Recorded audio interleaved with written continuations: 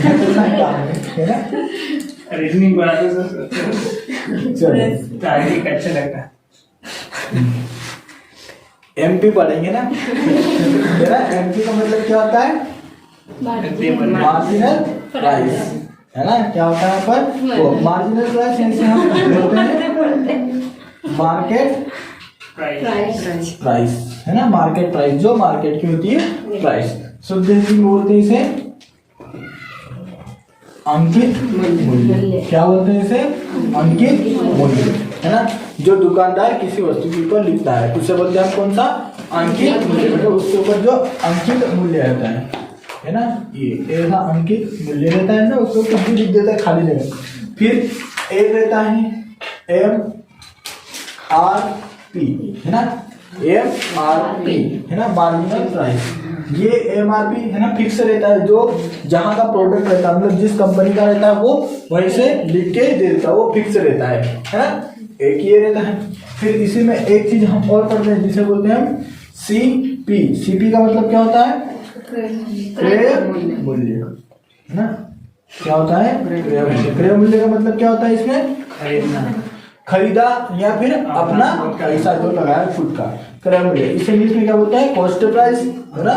इसे क्या बोलते हैं इंग्लिश में? कॉस्ट प्राइस, है ना। जो हम ये होता है कॉस्ट प्राइस, मतलब इसे क्रय मूल्य। जो किसी वस्तु को हम हमारा धन लगा जो खरीदते हैं, है ना, उसे यहाँ इसे क्रय मूल्य को हम क्या बोल देते हैं? खरीदना, है ना। क्रय मूल्य या फिर क्या बोल देते हैं इसे? खरीदना बोल सकते हैं, है ना। किसी वस्तु को खरीदा, फिर उसके ऊपर हमने मतलब हमारे हिसाब से कुछ रख दिया, उसकी प्राइस, है ना, MP रख दी, है ना। उसका मार्केट प्राइस रख दी। फिर मार्केट प्राइस रखेंगे तो हमें ना कुछ लाभ होगा या हानि होगी, तभी तो बेचेंगे। हम किसी को बेचेंगे तो क्या होगा? या तो लाभ होगा या फिर क्या हो सकती है? हानि, है ना। किसी वस्तु को बेचने पर दो ही चीज हो सकती है, या तो लाभ हो सकता है या हानि, मतलब मुनाफा हो सकता है या घाटा। और फिर हम बेचेंगे तो उसको हम क्या बोलते हैं? SP, मतलब सेलिंग प्राइस, है ना। Selling price. SP मतलब क्या होता है? बेचना, है ना। या इसी को हम क्या बोलते हैं? विक्रय मूल्य। क्या बोलते हैं? विक्रय मूल्य, है ना। ये कितनी चीजें दिख रही? 4 चीजें, है ना। ये MRP तो मतलब बहुत कम रहेगा, है ना। क्या में रहेगा? क्रय मूल्य, अंकित मूल्य, है ना, विक्रय मूल्य और लाभ या हानि। इन 3-4 चीजों पे चलेगा, है ना। तुमको कल भी मैंने बताया था कि मान लो, है ना, किसी कंपनी पे, है ना, किसी कंपनी से कोई प्रोडक्ट बना है ना, किसी कंपनी से कोई प्रोडक्ट बना है ना। ये साड़ी मान लेते हैं ना। ये साड़ी उसने बनाई कितनी में? 1000 रुपए में, है ना। MRP कितनी रख दी उसने? 1000 रुपए, है ना। इससे वो कम भी नहीं कर सकता और ज्यादा भी नहीं कर सकता। पर ये जो इसको खरीद के ला रहा है ना, मतलब अगर 1000 में वो दे रहा है पर कोई थोक खरीद के लाएगा, है ना, तो उसको क्या करेगा? क्रय मूल्य करेगा। उसको क्या करेगा? क्रय मूल्य, है ना, मतलब अपना पैसा लगाएगा जो व्यापारी होता है वो। तो उसको 1000 की साड़ी में अगर थोक खरीदते हैं तो उसको कितने में दे देगा? वो 900 रुपए में, है ना। कितने में दे दिया? 900 रुपए में, ना। थोक खरीदते हैं तो कम कर दे। तो उसने खरीदी कितने में? 900 रुपए में, है ना। 900 रुपए में, 900 रुपए में खरीदी, है ना। अब खरीदने के बाद वो क्या करेगा? उसमें अपने हिसाब से कुछ ना कुछ लिख देगा, है ना। ये तो उसने वहां से खरीदी, वो अपन को नहीं बताएगा। फिर वो खरीद के लाया साड़ियों को, फिर उसके अपने हिसाब से, तो मान लो उस साड़ी को कितने में बेच रहा है? यहाँ पर 1200। कितने में बेच रहा है? 1200 रुपए में, है ना। या फिर 1200 भी नहीं दे तो हम इतना ज्यादा नहीं लेते हैं ना, हम यहाँ पर कर देते हैं 950 कर देते हैं, है ना, ताकि ज्यादा डिफरेंस हो जाए, है ना। तो देखो खरीद के लाया, मतलब उसमें MRP तो 1000 रुपए लिखी रहेगी, है ना। फिर कितने में देगा वो? 900 रुपए में वो खुद खरीद के लाया तो, है ना। फिर उसने कीमत कितनी लिख दी? 950 रुपए, है ना। कितनी लिख दी? 950 रुपए। अब तुम खरीदने गए, है ना, खरीदने गए तो तुमको कितना बताएगा, है ना, कीमत कितनी है? तो बताएगा 1000 रुपए, क्योंकि साड़ी के ऊपर लिखा रहेगा MRP 1000 रुपए, है ना। 1000 रुपए बताएगा, है ना। उस कहेगा कि चलो ठीक है 1000 रुपए नहीं दे रहे तो इसकी मार्केट प्राइस बताओ, तुम बोलोगे, है ना, मतलब रियल प्राइस या मार्केट प्राइस।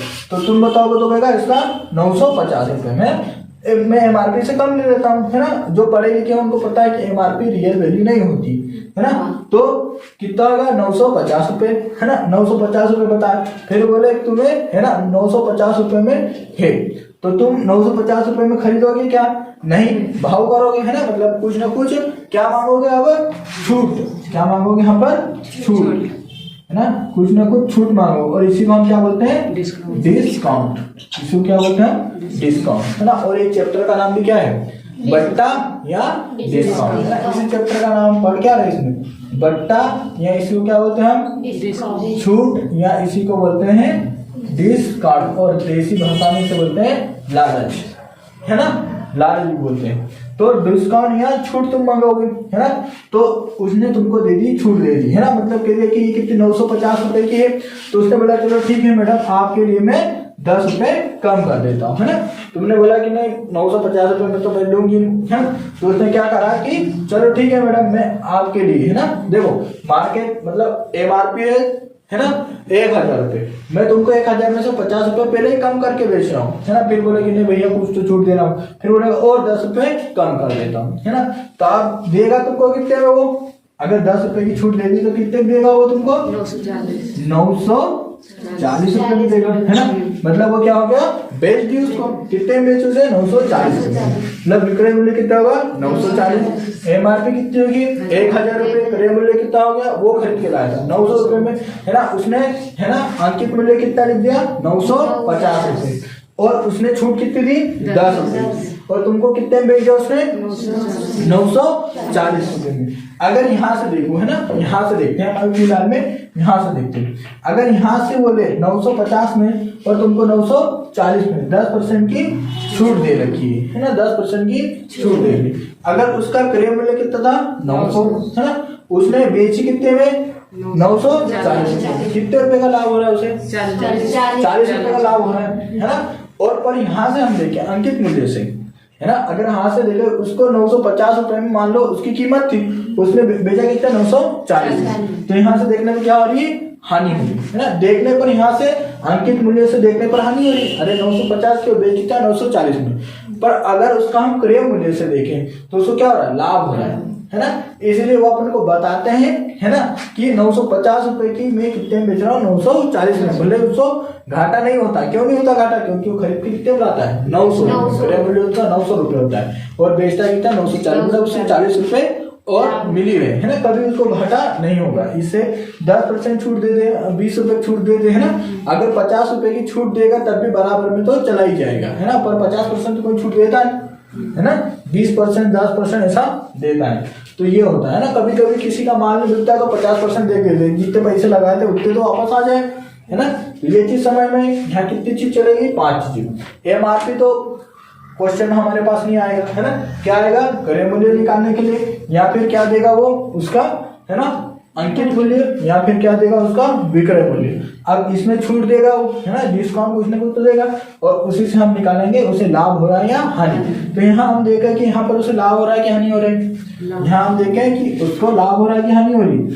900 रुपए की वस्तु को कितने में बेचा उसने? 940 रुपए में। क्या हो रहा है उसे? लाभ। कितने रुपए का हो रहा है? 40, है ना। ये, है ना। यहाँ कुछ प्रतिशत देख लो, फिर तुमको बाद में काम में आएगा। यहाँ लिख देता हूँ ताकि तुम्हें, है ना, हमेशा काम में आएगा, है ना। यहाँ लिख के लिख लेना। 10% की वैल्यू कितनी होती है? 1/10, है ना। जब ये डिस्काउंट देगा क्या करेगा? ये डिस्काउंट छूट देगा तो घट जाएगा। 10 में से गया तो कितना हो जाएगा? 9/10। जब डिस्काउंट बढ़ेगा कितना हो जाएगा? 9/10, है ना। यहाँ पर 20% की वैल्यू कितनी होती है? 20/50 100, 1/5, है ना। कितनी होती है? 1/5। जब डिस्काउंट देगा तो 5 में से गया तो 4/5, है ना।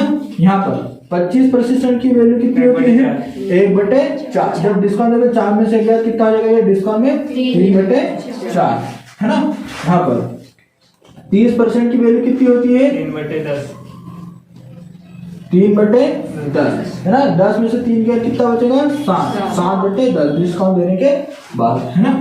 यहाँ पर 16 से ही 2/3% की वैल्यू कितनी होती है? 1/6, है ना। जब डिस्काउंट रहेगा कितना हो जाएगा? 6 में से 1 गया तो कितना हो जाएगा? ये 5/6 है ना, 5/6। और यहाँ होती 14 सही 2/7। प्रतिशत की वैल्यू कितनी होती है 1/7 है ना। डिस्काउंट देगा तो कितना हो जाएगा है ना 6/7। अरे यार नहीं ना। फिर 33 सही 1/3। प्रतिशत की वैल्यू कितनी है 1/3। डिस्काउंट देगा 3 में से 11 कितना हो जाएगा 2/3 है ना।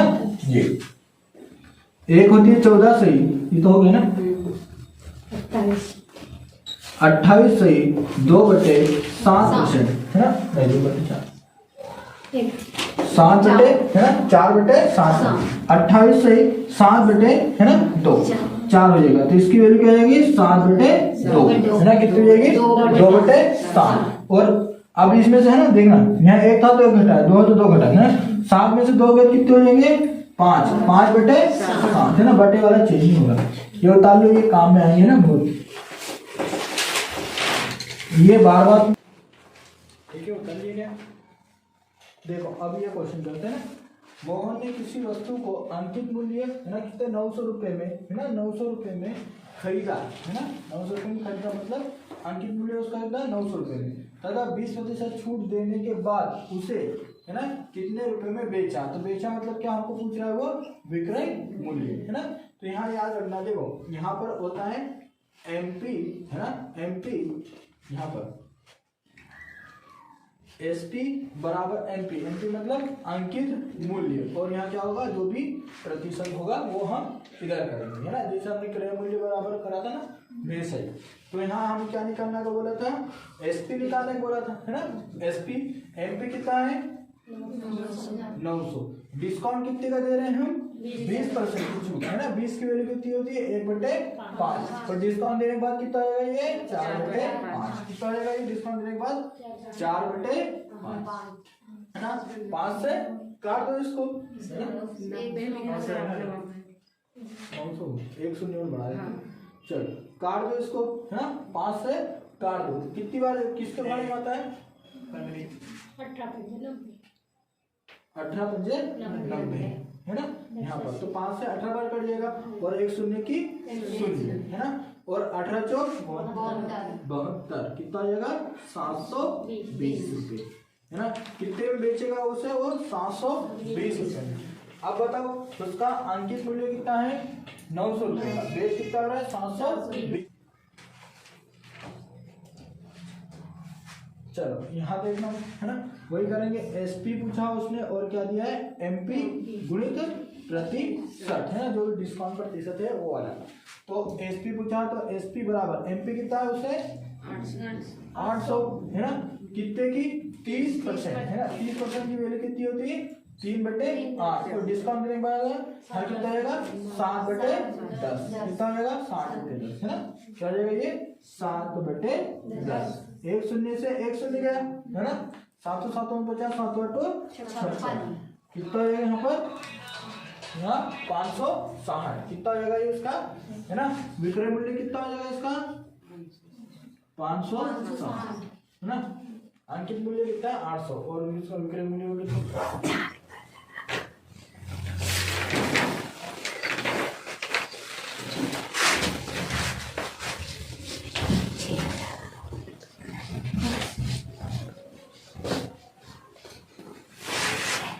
है ना। किसी वस्तु का है ना एसपी बराबर क्या होगा अंकित मूल्य गुणित जो भी है ना डिस्काउंट दिया जाए वो होगा ना, प्रतिशत में जो भी डिस्काउंट दिया जाए। तो एसपी बराबर तो हमें निकालना ही, एमपी कितना दिया था उसने 7,000 है ना। कितना दिया था 7,000। पहली छूट तो कितनी दी है 28 सही है ना 4/7। और इसका मान कितना होता है 2/7 है ना। अभी बताया था मैंने 7 में से 2 गए कितना हो जाएगा 5/7। इसका डिस्काउंट कितना हो गया 5/7 है ना। पहला कितना हो गया 5/7 है ना, पहला हो गया 5/7।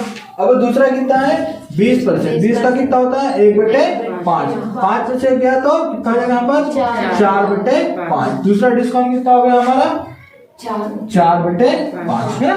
5 से 5 गया है ना, 7 से 7 गया, क्या बचा 1000 और 4 गुणा करें कितना हो जाएगा यहाँ पर 4। बताओ विक्रय मूल्य कितना आ गया उसका 4। कोई दिक्कत है कोई दिक्कत नहीं। उतार लो उसको। ये तो क्या ज्ञात करना है तुमको, विक्रय मूल्य ज्ञात करना है ना। किसी घड़ी का अंकित मूल्य कितना है, 1100 रुपए है ना। इसमें 4 लगातार क्रमशः बट्टे है ना, 9 से 1/11 और 14 से 2/7 और 12.5% और कितना है 20% दिया जाए तो उसका तुम्हें क्या ज्ञात करना है, विक्रय मूल्य है ना। घर से करके ले आना है।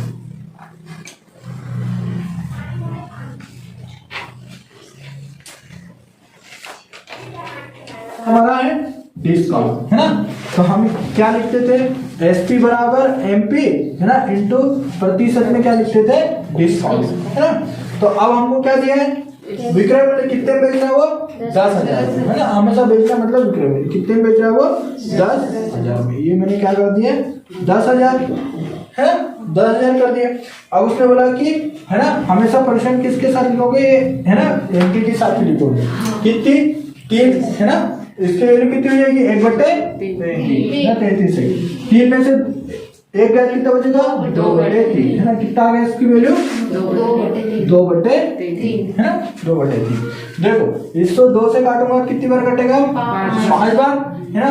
3 इधर भागित में इधर किस में जाएगा गुणा है ना, 3 50 और 1 2 3 3 शून्य की 3 शून्य बराबर एमपी कितना आ गया यहाँ पर 15,000 है ना।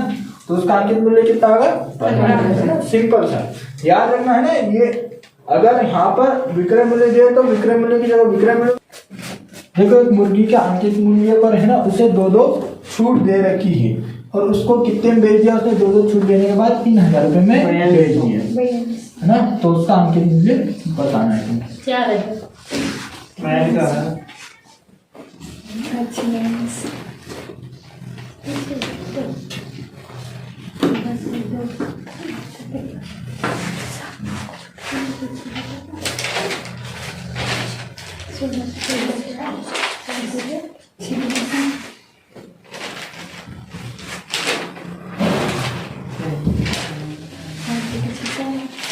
ठीक है, आ गया आंसर। हाँ सर।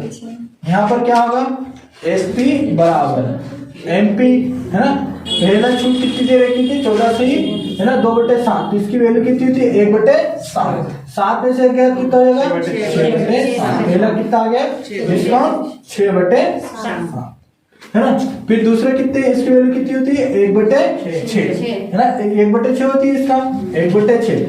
6 में से गया तो 5/6 कितनी आ जाएगी इसकी 5/6 है ना। 6 से 6 गया है ना, 6 से 6 गए और उसने यहाँ पर कितने में बेची तो उसका विक्रय मूल्य कितना था 3,000 है ना। यहाँ विक्रय मूल्य की जगह क्या लिख दूँ मैं 3,000 है ना। 3,000 5 से 3,000 कट जाएगा। देखो 5 एकम 5 और 5 6 कितना आ गया यहाँ पर 600 और 7 इधर भागित में इधर किस में आ जाएगा ये एमपी बराबर है ना 7 6 42 और 2 0 को 2 0 उसका अंकित मूल्य कितना आ गया 4200 है ना। कुछ देखो इसका तुमको क्या करना है, ये चेंज करते आना चाहिए, बस ये चीज याद होना चाहिए तो आ जाएगा ऑटोमेटिक। और याद करने में कुछ नहीं है, 7 है तो 1/7 या 6 है तो 1/6 है ना। सब बार बार करोगे तो याद हो जाएगा। और इसे काटना पीटना है 6 से 6 करिए 5 से 6 बार और 7 और 6 का गुणा करेंगे 42 और 2 शून्य की 2 शून्य। तो क्या अंकित मूल्य की लगातार छूट देने के बाद 600 रुपए में बेच दिया, विक्रय मूल्य कितना होगा पर 6,000 है ना। उसकी पहली छूट है 33 है 1/3, दूसरी है ना 1/12 है ना 12.5 और ये है कितना है 25% है ना। इसके में अंकित मूल्य ये होमवर्क है ना, पॉइंट में हाँ पॉइंट में आए कोई दिक्कत नहीं है ना।